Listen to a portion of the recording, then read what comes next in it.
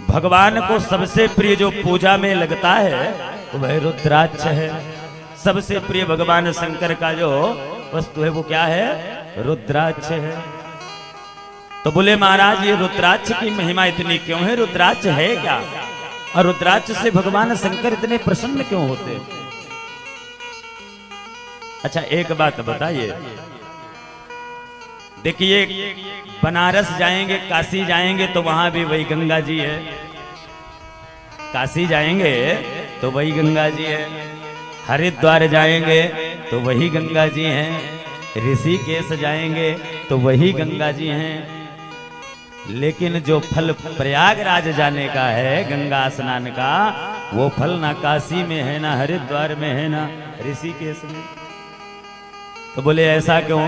बोले प्रयाग में संगम है, जहां गंगा जमुना और सरस्वती का संगम हो उसे प्रयाग कहते हैं। ऐसे ही भगवान शंकर की पूजा में त्रिवेणी संगम का होना परम आवश्यक होता है। जब तक संगम नहीं होगा तब तक शिव की पूजा अधूरी मानी जाती है। इसलिए भगवान शंकर की पूजा में सबसे पहला भस्म यह क्या है? बोले गंगा जी है। और उसके बाद बोले रुद्राक्ष। पहला है भस्म और दूसरा क्या है? रुद्राक्ष। और तीसरा क्या है? भगवान शिव का नाम।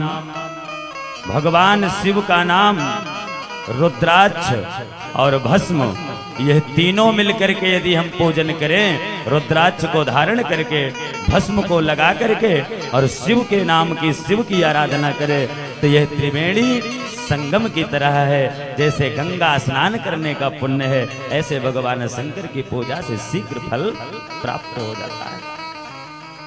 तो बोले रुद्राक्ष महाराज कहां से प्राप्त हुआ, कैसे प्रकट हुआ? तब सूत जी ने कहा यह रुद्राक्ष की महिमा स्वयं भोलेनाथ ही बताते हैं। एक बार की बात है कि भगवान शंकर, भगवान शिव घोर तपस्या कर रहे हैं, समाधि में बैठे थे। हजारों वर्ष बीत गए थे भगवान को समाधि में बैठे बैठे। तो उस समय भगवान शंकर स्वयं बता रहे हैं इस बात को कि बैठे बैठे कुछ भगवान शंकर के मन में भय सा उत्पन्न हुआ। और जैसे भय सा उत्पन्न हुआ तो नेत्र बंद करके समाधि में बैठे थे, और जैसे भय अंदर से उत्पन्न हुआ भगवान ने नेत्र खोल दिया। और जैसे भगवान ने नेत्र खोला तो भगवान के नेत्रों से अश्रुओं की, आंसुओं की कुछ बूंदे गिर गई। और जैसे वो बूंदे गिरी तो उसी से रुद्राक्ष की उत्पत्ति हो गई। और ये कहाँ? गौड़ प्रदेश में अधिकतर यह रुद्राक्ष पाया जाता है। जैसे हरिद्वार, मथुरा, काशी, बनारस, नेपाल, यह अधिकतर इन स्थानों में रुद्राक्ष की उत्पत्ति है। तो बोले महाराज यह रुद्राक्ष कितने प्रकार का होता है? बोले 14 प्रकार तक का रुद्राक्ष शिव महापुराण में वर्णन करके सूत जी ने बताया। लेकिन कुल मिलाकर के कितने प्रकार के होते हैं रुद्राक्ष? देवी भागवत पढ़ेंगे तो देवी भागवत में 52 प्रकार के रुद्राक्षों का वर्णन आता है। और श्री शिव महापुराण में 14 प्रकार के रुद्राक्ष बताए जाते हैं। रुद्राक्ष पहनने वाले की अकाल मृत्यु नहीं होती है। जो शिव का नाम, भस्म और रुद्राक्ष को धारण करता है उसकी अकाल मृत्यु नहीं होती। ऐसा सूत जी सोनक जी को शिव महापुराण की कथा में बता रहे हैं। तो बोले महाराज ये जो 14 प्रकार का रुद्राक्ष है इसका महत्व क्या है? तब सूत जी ने बताया कि एक मुखी जो रुद्राक्ष होता है वह शिव जी का स्वरूप है, और इसे धारण करने से मनुष्य को भोग और मोक्ष और हत्या जैसे पाप भी कट जाते हैं उसके जीवन के। एक मुखी रुद्राक्ष जो धारण करता है।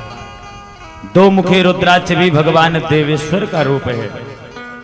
इसे भी पहनने से सभी प्रकार के फल इस मनुष्य को प्राप्त होते हैं। 3 मुखी रुद्राक्ष सभी साधन तथा विद्या को देने वाला है।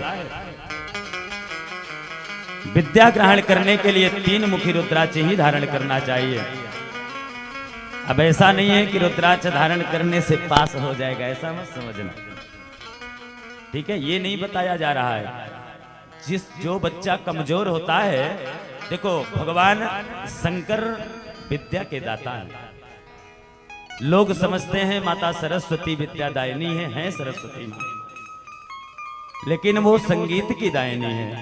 और जो विद्या को देने वाले हैं वो कौन है?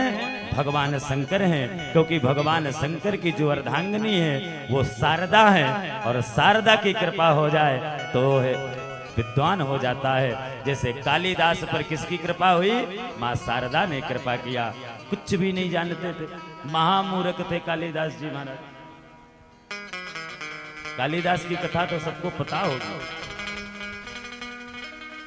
सबसे मूर्ख थे। जब विद्वानों ने उनका विवाह कराने के लिए आए तो उनसे जो भी प्रश्न करते थे सब उल्टा पुल्टा। तो उन पर जब शारदा भवानी की कृपा हुई मां, तो उन्होंने अपनी जीभ को काट कर जब दान किया, अद्भुत वाणी में विराजमान हो गई। और आज भी मां शारदा की कृपा से उनके महाकाव्यों को बड़े बड़े ऋषि महात्मा सब पढ़ते हैं। बड़े बड़े जितने भी PhD करने वाले लोग हैं सब उन महाकाव्यों को पढ़ते। इसलिए भगवान शंकर विद्या के दाता हैं, भगवान शंकर ज्ञान के दाता हैं। भगवान शंकर की कृपा हो जाए तो मूर्ख भी ज्ञानी बन जाता है। इसलिए 3 मुखी रुद्राक्ष यदि बालक को धारण कराते हैं तो उससे विद्या में बढ़ोतरी होती है। 4 मुखी रुद्राक्ष भगवान शंकर ब्रह्मा जी का स्वरूप बताते हैं, इससे धर्म अर्थ काम और मोक्ष की प्राप्ति होती है। और 5 मुखी जो रुद्राक्ष है यह भगवान का कालाग्नि रुद्र स्वरूप है, सब कुछ करने में समर्थ है। ऐसा कोई संसार में है ही नहीं जिसको यह 5 मुखी रुद्राक्ष ना कर दे सिद्ध। इसलिए 5 मुखी रुद्राक्ष का भी अपने आप में बहुत बड़ा महत्व है। ऐसे ही 6, 7, 8, 9, 10, 11, 12, 13, 14 प्रकार तक के रुद्राक्ष का वर्णन शिव महापुराण में आया है। इस बार भी 17 तारीख को सबको रुद्राक्ष भगवान शंकर का यहाँ से प्राप्त होगा। तो जिनको चाहिए एक एक रुद्राक्ष मिलेगा, जिनको चाहिए रहेगा वो द्विवेदी जी से संपर्क कर लेंगे। अभी तो भगवान शंकर में रोज चढ़ रहे हैं रुद्राक्ष, जब सिद्ध हो जाएंगे तो आप 17 तारीख को प्राप्त कर सकते हैं। अच्छा, एक बात और है, ये जो 14 प्रकार के रुद्राक्ष हैं, ध्यान देना, इन रुद्राक्ष को दुकान से सीधे खरीद करके धारण करने का भी विधान नहीं है। दुकान से ले आए और सीधे पहन लें, ऐसा नहीं है। इनका मंत्र होता है। जैसे देखना, मैं 14 प्रकार का मंत्र बता रहा हूं, कौन कौन सा मंत्र कौन से रुद्राक्ष कौन से मुखी के लिए होता है। जो 1 मुखी रुद्राक्ष है उसका है ओम ह्रीम नमः। जो 2 मुखी रुद्राक्ष है ओम नमः, इस मंत्र से सिद्ध होता है। 3 मुखी रुद्राक्ष है उसका क्लीम नमः। 4 मुखी है उसका ह्रीम नमः। 5 मुखी है उसका ह्रीम नमः। 6 मुखी ओम ह्रीम हुम नमः। 7 मुखी ओम हुम नमः। 8 ओम हुम नमः। 9 मुखी रुद्राक्ष का ओम ह्रीम हुम नमः। 10 मुखी का ओम ह्रीम नमः। 11 मुखी का ओम ह्रीम हुम नमः। और जो 12 मुखी है उसका ओम क्रौम छौम रौम नमः। 13 मुखी का ओम ह्रीम नमः और 14 मुखी का ओम नमः। इन 14 मंत्रों द्वारा क्रमशः 1 से लेकर 14 मुख वाले रुद्राक्षों को धारण करने का विधान बताया गया है। परंतु जो मनुष्य बिना मंत्र के अभिमंत्रित करके पहनता है वह घोर नरक में जाता है, ऐसा सूत जी महाराज शिव महापुराण की कथा में बता रहे हैं। इसलिए मंत्र को और रुद्राक्ष को सिद्ध करके धारण करना चाहिए। बोल शंकर भगवान के जय।